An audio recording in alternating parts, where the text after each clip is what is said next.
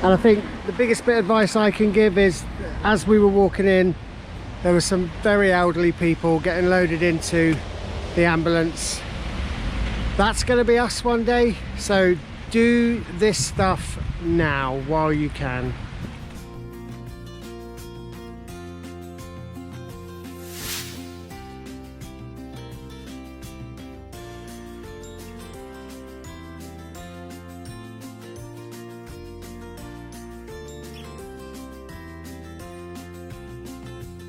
I'm right where I'm meant to be at the right time.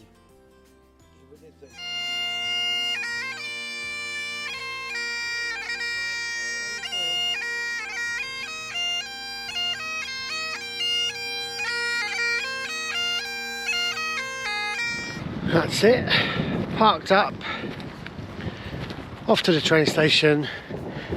So when you get to Fort William, go to Lidl. Across the road from Lidl is a car park split into two. Go to the second part of the car park, register for Ringo, don't use the app, go on to the Ringo website, sign in, put in the number for the car park, it's on the box, and then you can register for 1 month for £10. I think it's £10.60, and it's perfectly legal, perfectly acceptable. It was a traffic enforcement officer that told me. He said, "I'm gonna help you out, sonny." Terrible accent, but he did, and he saved me £30.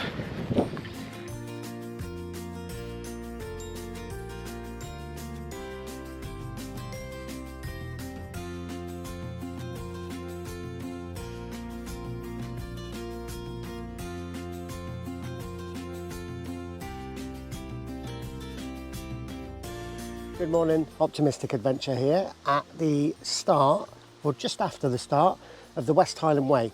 Now, this isn't a video on the route or anything to do with planning, although that might come into it a little bit. There's loads of really good videos out there already about the route and where to go, what to see. So I don't want to reinvent the wheel. This video is going to be about 3 novice walkers.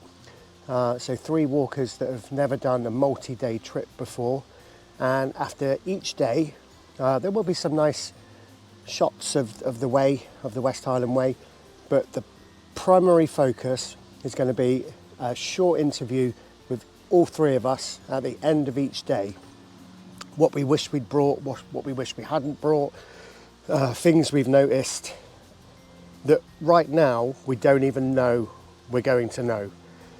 So that's what this video is about. Keep watching, please like and subscribe, and I'll see you at the end of the West Highland Way.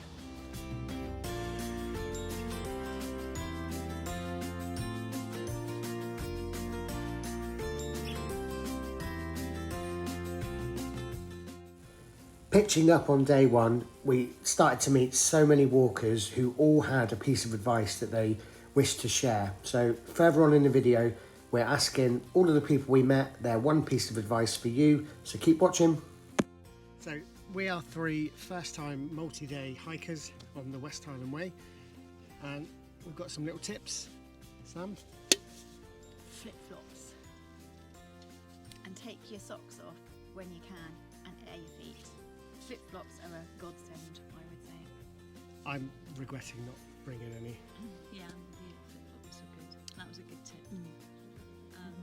Mine is what you've done, Sam, and that's put all your clothes in separate dry bags and squish them down, because that's so organised. Rather than I'm scrabbling around in my rucksack trying to find socks and pants and everything else I need, and you've got it all in little separate that's bags. experience, isn't it? It's when you do it, you tweak things as you go. Definitely. Mine's one that I didn't expect, and that is to book this place, because I thought wild camping would be better, but God, I was glad of that shower. And just this. And we are going to wild camp a little bit. Yes, later on, yeah. And I carried 2 litres of water that I didn't need on this particular bit, the Milngavie to Dryman. I carried 2 litres of water, so 2 kilograms. when I didn't need to, because we passed some water pipes, loads of filling stations and rivers, and I've got a live straw and a Sawyer type filter, so I didn't need to carry that 2 litres. Might be different on the next stretch where there's less water stations.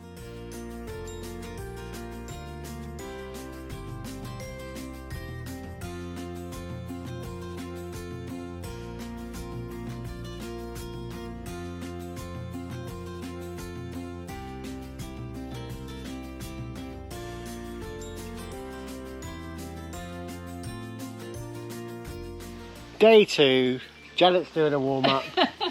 That's my warm-up. Sam's done her hair. We've all slept marvellously. Some more than others.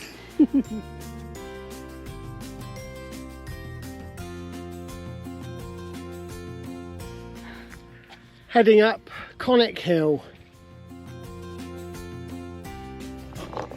Our first proper view of Loch Lomond, and I think we'll all agree not to skip Conic Hill. No, never. That's one of our all 3 top tips. Do not skip Conic Hill.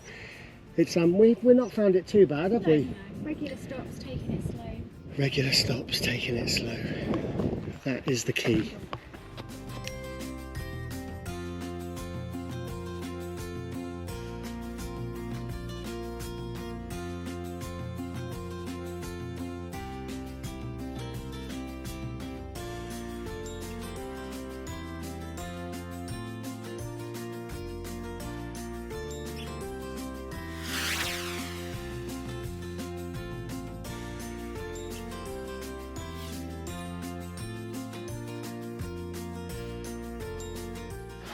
So, top tip for day 2, stop and have a cider. Definite. Salochy Lochside Camping was our chosen location for day 2. It's a tent-only pitch with no showers. There is fresh drinking water, dogs are allowed, and it is stunningly beautiful. We booked a fire pit. There are no fires allowed unless you do book the fire pit. Beautiful spot, great location.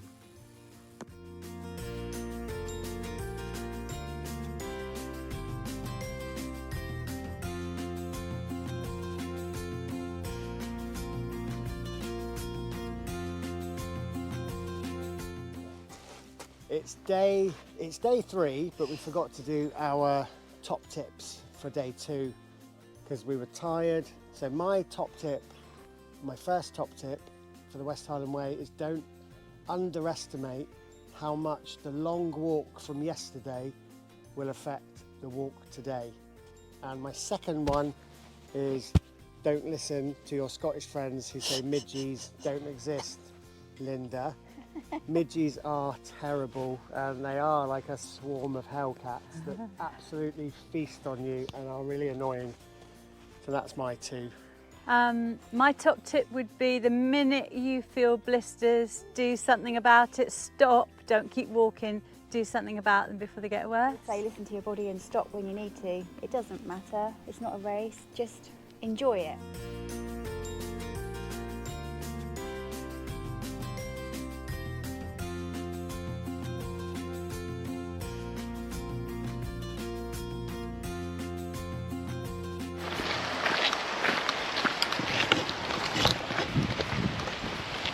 It's not all sunshine and rainbows.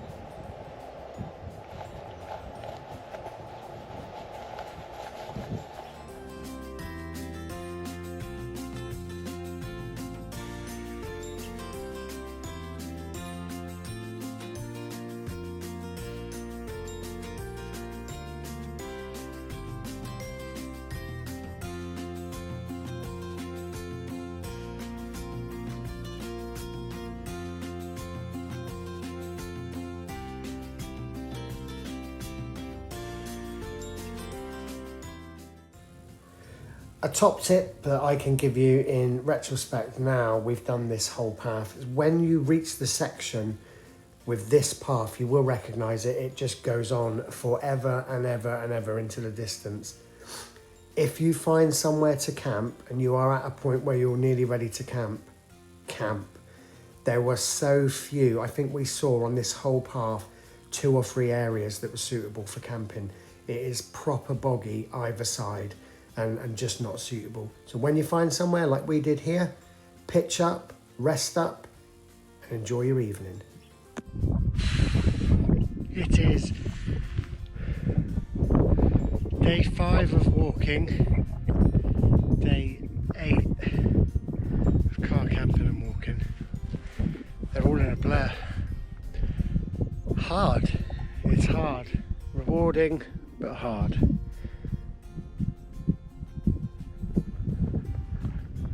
$15 miles today. And then, no, yeah, 15 miles today, 15 miles tomorrow. And then we're done.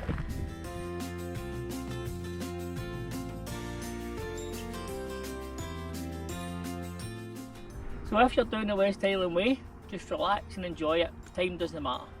Just enjoy.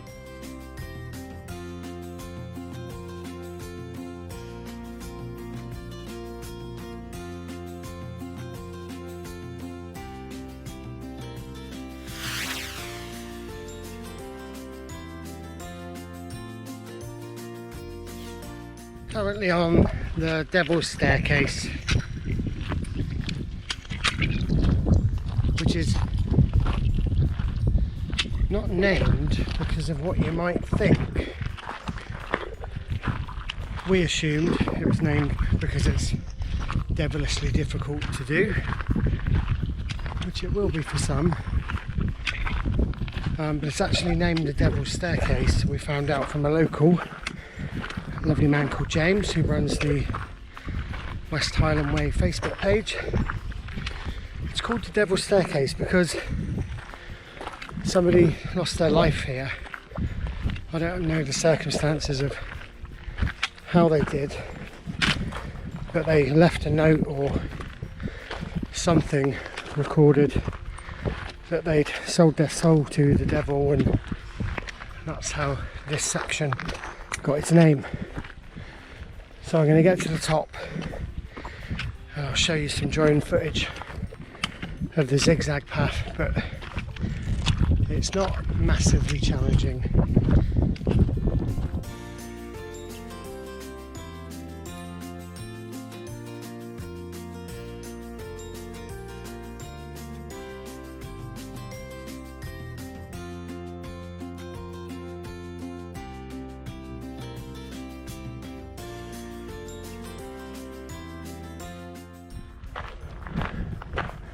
Remember to look up, but also remember to look down.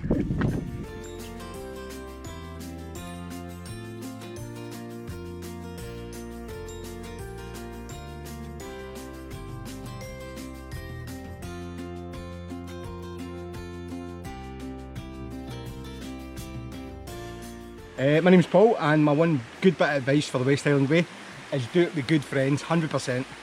All the best. Have a good one, guys. Okay, you should think ahead and just pack the absolute necessary stuff. For example, I took 3 or 4 socks, and I use only one, and I wash it and I go back with again. So 50 grams could count also. So be careful, yeah.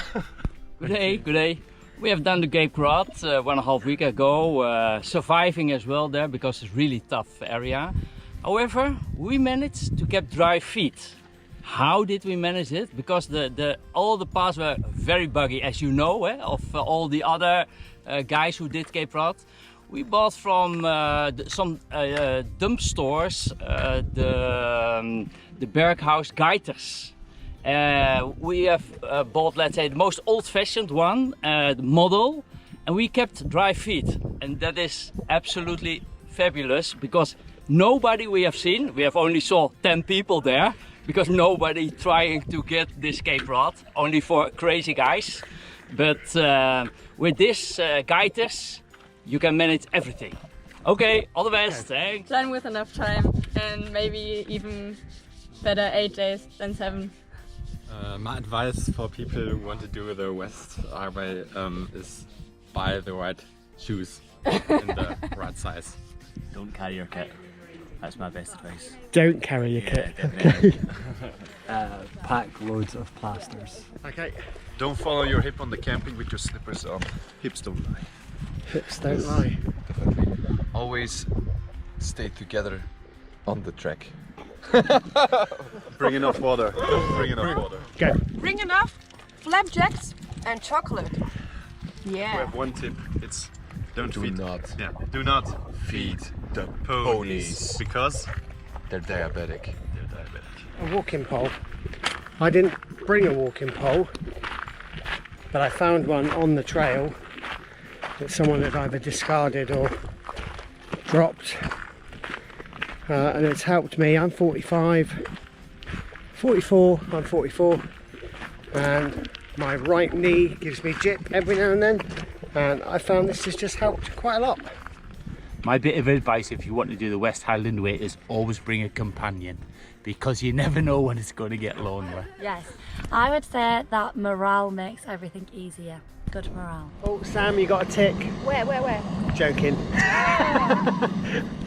If I were going to do it again, I would pack lighter. My suitcase was too heavy that they're moving from place to place. So every day I've had to put too much stuff in my day pack, and that has slowed us all down. So that is my change. I would try to leave a little more at home.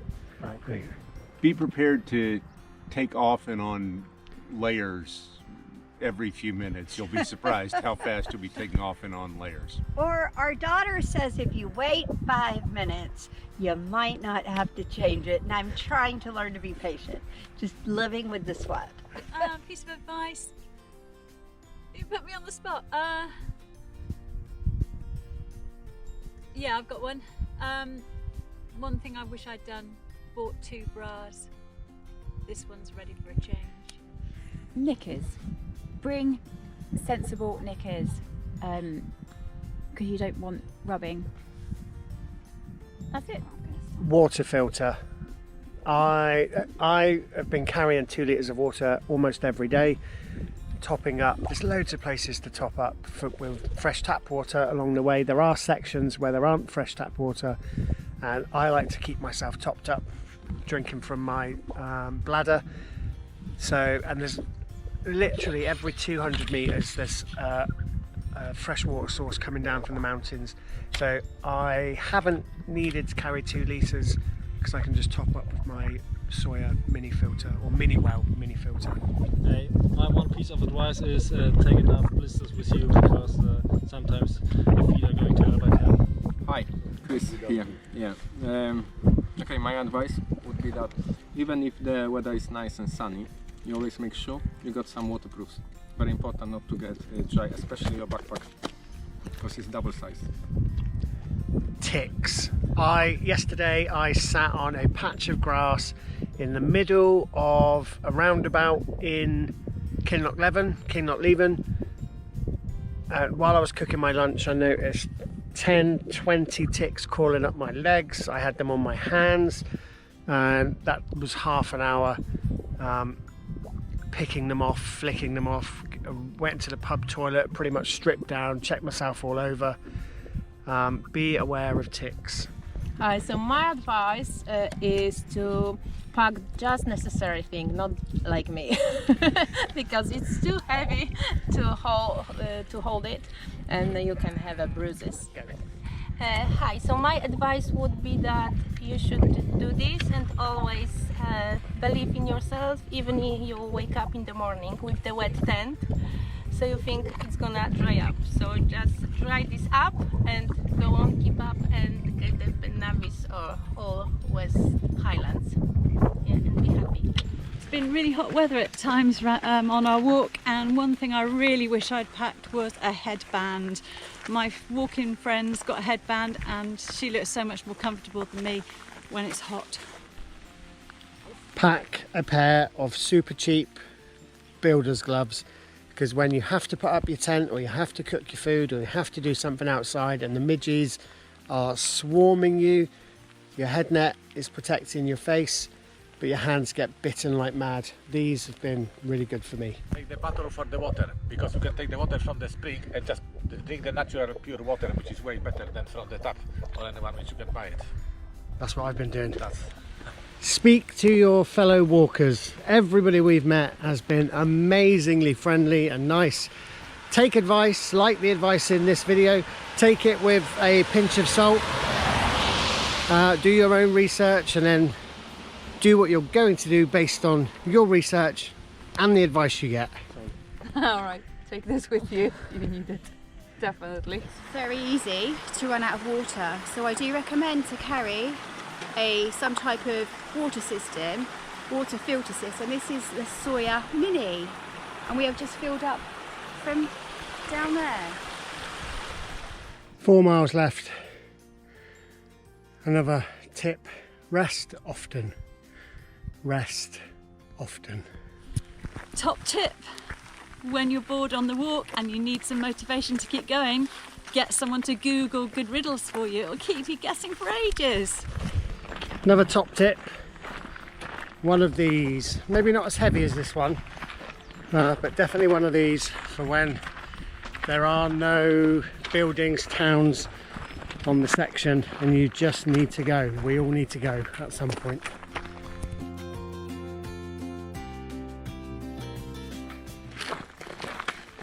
So thank you for watching. We are in the shadow of Ben Nevis, coming down into Fort William. We have done our West Highland Way. We are just 3 normal, average, everyday people, age range from young to quite young, and we've done it, and you can do it too. We've just arrived at Fort William and the hospital is there, and I think the biggest bit of advice I can give is, as we were walking in, there were some very elderly people getting loaded into the ambulance. That's going to be us one day, so do this stuff now while you can.